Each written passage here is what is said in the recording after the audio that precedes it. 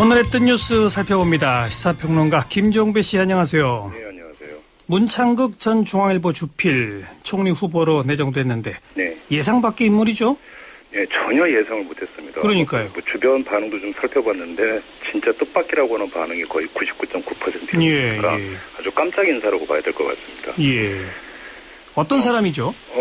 지금 저도 좀 알아봤는데 이분은 대학 졸업하고 평생을 언론인으로 살아왔던 분이고 계속 한 직장 중앙일보에 있었던 사람이니까 말 그대로 언론인이라고 봐야 되겠죠. 예. 그런데 정치부 기자도 오래 했고 그런데 편집국장은 못했어요. 예. 편집국장은 못했고 논설위원 실장, 논설 주간 그래서 주필 이렇게 이제 했고 지금 언론 현업에서는 떠났죠. 이제 떠나고 고려대 석좌 교수 이런 것들을 역임을 했던 분인데. 예.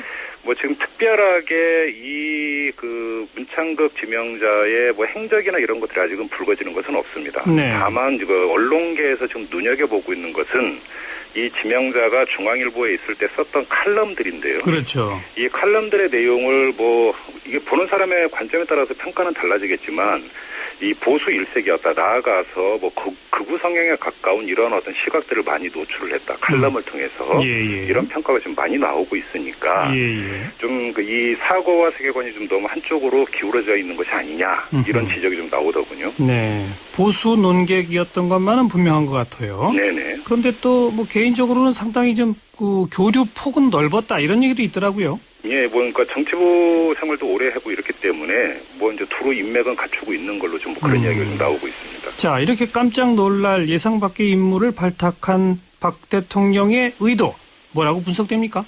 그러니까 한마디로 총평부터 드리면 제가 볼 때는 장고 끝에 악수다. 일단 이렇게 보는데 제가 이 시간을 통해서도 몇 번 말씀을 드렸지만 이번 총리는 박근혜 정부가 추진하고 있는 정부 조직 개편이 만약에 이루어진다고 전제를 한다면 역대 어느 총리보다 강력한 권한을 갖는 총리입니다. 그렇죠. 그러면서 사실상 실세 총리, 책임 총리 이런 이야기가 많이 나오고 있는데 국가안전처하고 행정혁신처 이런 그렇습니다. 게 이제 다 총리실 산하로 들어가지 않습니까? 네, 일단 총리 지명을 받고 당사자 본인도 자기 입으로 그런 얘기를 했는데 국정 경험이 전혀 없어요. 평생을 언론계에 있었기 때문에.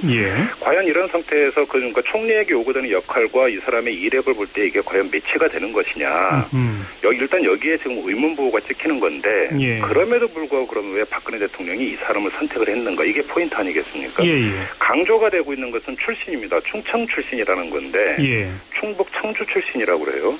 근데 여기에는 또 두 가지 살펴볼 게 있는 것 같습니다. 왜 박근혜 대통령이 충청 출신을 기용하려고 했는가의 문제인데 이게 지금 대한민국 헌법상 의전 서열 10위까지 중에서 8명이 PK 출신으로 너무 편중되어 있다. 이런 지적이 있었고 그래서 지역 편중을 피하려다 보니까 충청으로 갔다. 이렇게도 좋게 해석을 할 수가 있지만 또 이번 지방선거에서 참패한 것도 충청 지역에서 바로 그 점인데요. 지금 이번 지방선거에서 확인된 게 두 가지가 있습니다. 한 가지는 박근혜 대통령의 고정 지지층은 여전히 튼튼하다. 하지만 이번 지방선거에서 본다면 외연 확장에 있어서는 일정하게 한계를 보였다. 거기서 충청의 이탈이라고 하는 것에 가장 뼈아팠다. 이렇게 본다면 충청 민심을 다시 아우르기만 한다면 안정적인 국정을 펼 수 있는 그 지지 기반을 확보할 수 있다라는 점에서 충청에 포인트를 둔 것 같은데요. 바로 그런 점에서 하마평에 올랐던 인물들이 여러 명이 있었습니다. 심대평 전 충남지사라든지 이원종 씨라든지 이런 사람들이 하마평에 올랐는데 이 사람들이 탈락을 하고 전혀 의외의 이 사람이 문창극 지명자가 등장한 이유가 뭘까? 여기서 또 한 가지 추론해 볼 수 있는 게 중간에서 어떤 보도가 나오냐면 검증에 다소 시간이 걸리고 있다는 보도가 나왔습니다. 그렇죠. 그러니까 바로 인사청문회를 거쳐야 되는데 제2의 안대희 사태와 같은 것이 발생을 한다면 그거는 곤란한 것이죠. 물론이죠. 그래서 이제 충청 출신이라고 하더라도 인사청문 과정에서 검증 과정에서 크게 탈이 없을 사람 이렇게 찾고 찾다가 결국은 여기까지 귀착이 된 게 아닌가. 일단 이렇게 추론해 볼 수 있을 것 같습니다. 어쨌든 특히 세월호 참사 이후에 총리는 어떤 개혁이라고 하는 과제가 하나 주어져 있고요. 또 하나는 또 화합, 통합 이런 과제가 주어져 있지 않습니까? 이 두 어떤 과제에 이 문창극 지명자가 그동안의 이력이나 또 칼럼을 통해 나타난 성향으로 봐서는 개혁 쪽도 또 화합이나 통합 쪽도 딱 들어맞는다고 보기는 좀 어려운 것 같아요. 바로 그렇습니다. 저도 그 의견에 동의를 하는데요. 그렇기 때문에 만약에 이 문창극 지명자가 인사청문을 통과하고 국회 인준까지 받아서 총리가 된다 하더라도 뭐 지금 이야기되는 실세 총리나 책임 총리로 그 역할을 하기보다는 이전에 보아왔던 의전 총리로 그칠 가능성이 상당히 높은 것이 아니냐. 이렇게 좀 봐야 될 것 같고요. 만약에 이렇게 본다면 모든 컨트롤 타워는 다시 청와대로 집중되게 돼 있다. 아하. 이렇게 좀 봐야 될 것 같습니다. 다만 그 2011년 그러니까 이명박 정부 당시에 박근혜 현 대통령 그 당시 이제 떠오르는 권력으로 부상하고 있는데 그 현상을 아주 강하게 비판한 칼럼을 썼던 게 있어가지고 네. 혹시 그런 강직함을 가지고 대통령한테 할 말도 하는 거 아니냐 이런 기대는 또 있긴 있더라고요. 뭐 한번 두고 보죠 그거는. 네. 네.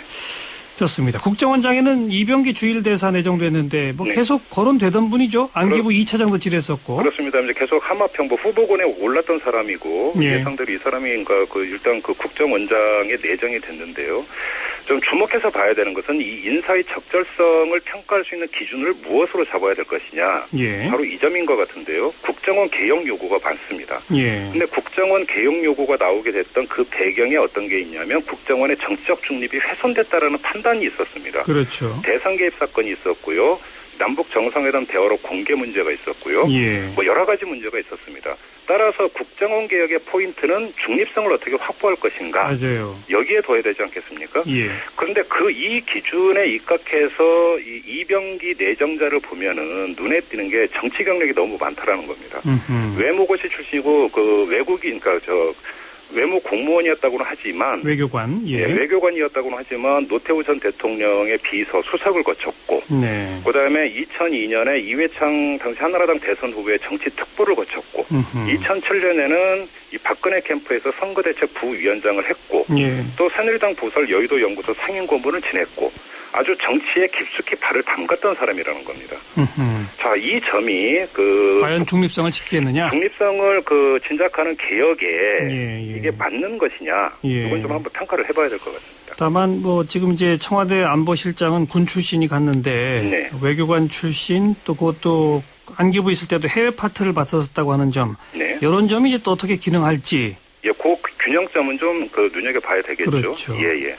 여기까지 듣겠습니다. 고맙습니다. 고맙습니다. 시사평론가 김정배 씨였습니다.